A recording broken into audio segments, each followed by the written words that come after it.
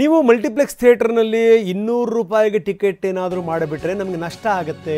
ಇದು ಮಲ್ಟಿಪ್ಲೆಕ್ಸ್ ಮಾಲೀಕರು ಹೇಳ್ತಿರುವಂಥ ಮಾತು. ಹೀಗಾಗಿ ಈ ವಿಚಾರ ಹೈಕೋರ್ಟ್ ಮೆಟ್ಟಿಲೇರಿದೆ.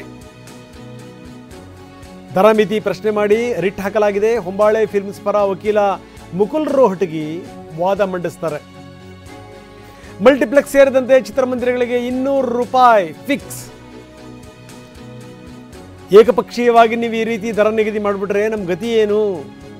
ಇದು ಕಾನೂನು ಬಾಹಿರ ಕ್ರಮ ಅನ್ನುವಂಥದ್ದು ಇವರ ವಾದ. ಹೊಂಬಾಳೆ ಫಿಲ್ಮ್ಸ್ ಪರವಾಗಿ ರೋಹಟಗಿ ವಾದ ಮಂಡಿಸ್ತಾರೆ. ನೀವು ಈ ರೀತಿ 200 ರೂಪಾಯಿ ಮಾಡಿಬಿಟ್ರೆ ನಮಗೆ ಆರ್ಥಿಕವಾಗಿ ನಾವು ನಷ್ಟ ಅನುಭವಿಸ್ಬೇಕಾಗತ್ತೆ. ಅಷ್ಟೊಂದು ಮಟ್ಟಿಗೆ ನಾವು ಇನ್ವೆಸ್ಟ್ ಮಾಡಿರ್ತೀವಿ.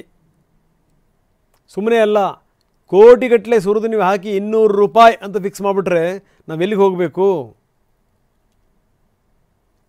ಹೊಂಬಾಳೆ ಫಿಲ್ಮ್ಸ್ ಪರ ವಕೀಲ ರೋಹಟಗಿ ವಾದ ಮಂಡಿಸ್ತಾರೆ.